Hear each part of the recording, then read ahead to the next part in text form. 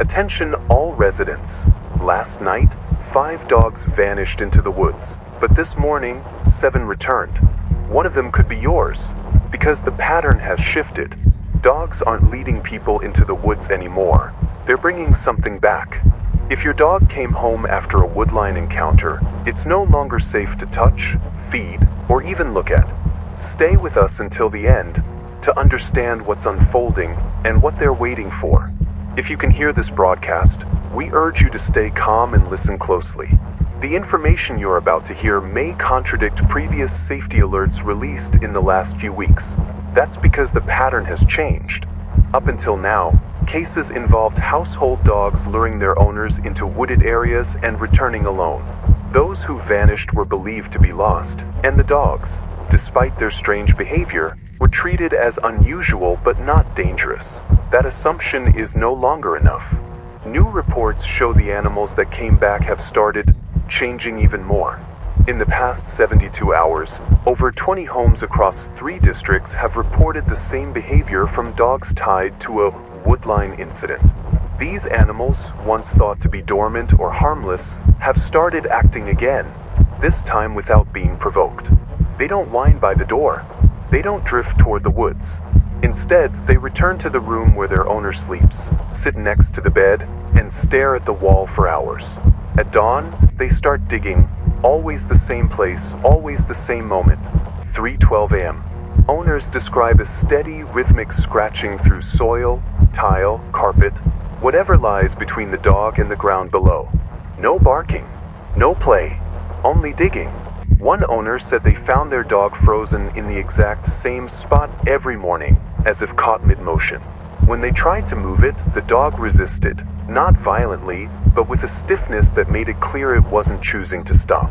A woman in Brookpine Hollow recorded her Labrador Retriever outside just before dawn. In the footage, the dog suddenly stops digging and snaps its head toward the woods. Seconds later, a second dog, an exact double, steps out of the trees and stands beside it. The footage ends without warning. The woman hasn't been seen since. Last night, security cameras in 5 neighborhoods captured dogs gathering, without human direction, at the forest's edge. They arrive separately, some traveling miles, and stand side by side, facing the trees. No barking, no movement, still as stone. Some stay like that until sunrise. Others slip back into the woods one at a time. In one clip, the microphone picks up a low-frequency tone, inaudible to people, but visible on spectral scans. It's not a bark. It's not a growl.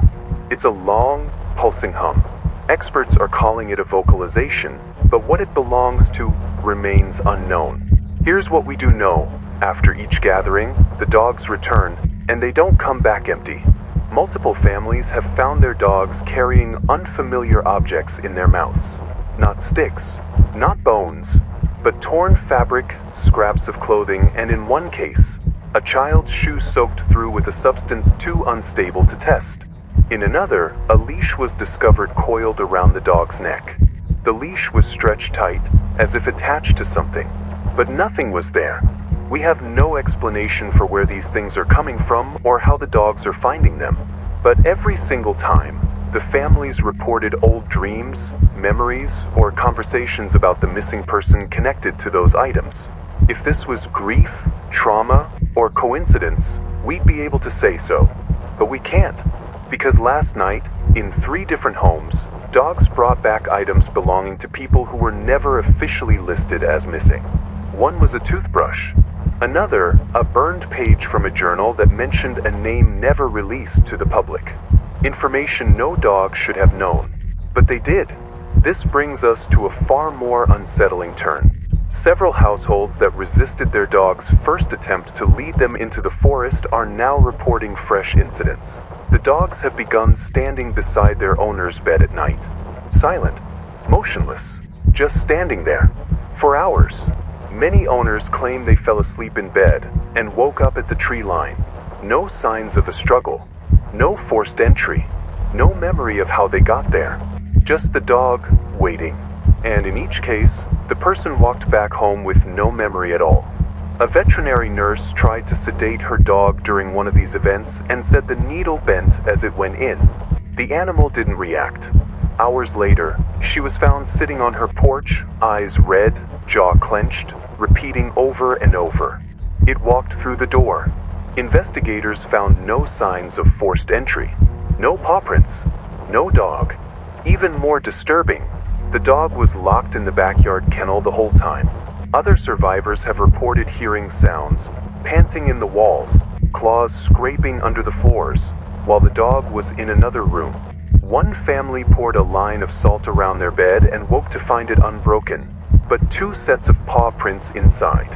One matched their retriever. The other was larger, much larger. They now sleep in the living room. The dog stays in the hallway, staring. There have also been reports, rare but growing, of speech. It begins as shallow breathing, soft vowels, airy sounds mimicking tone. Then it escalates, wet, drawn-out syllables, words that don't sound quite right. Then names. One man swore he heard his dog whisper his wife's name the night before she vanished. When asked what exactly the dog said, he refused to answer. He now sleeps in his car. The dog stays inside, waiting. We know these stories are hard to accept. That's why, until now, they've been left out of public briefings. But the volume and consistency of these accounts have gone far beyond coincidence. The dogs aren't just returning, they're recruiting. This broadcast comes with new emergency protocols, effective immediately. If your dog returned from the woods during the previous events, do not speak to it. Do not touch it. Do not feed it by hand. Avoid eye contact, especially between midnight and 4 a.m. If your dog speaks, do not respond. If it calls your name, do not follow. If it enters your bedroom, leave at once and don't return until daylight. These instructions are not suggestions. They are survival rules. Understand this. The thing sitting in your hallway isn't your dog anymore. It might answer to its name. It might wag its tail. It might even do the tricks you taught it. That's because it remembers how to be your dog. It remembers your routines, your habits, your voice. It remembers just enough to pretend to be loyal. But the creature that loved you is gone. Something else wears its shape now. It knows your house. It knows your voice. It knows where you're weak. And it's not waiting for you to follow anymore. It's waiting to be invited inside. This concludes Emergency Broadcast File 014B. More instructions will follow. Stay inside. Lock every door and window. And if you hear your dog whispering from the other side of the door, know this. It isn't asking you. It's calling you.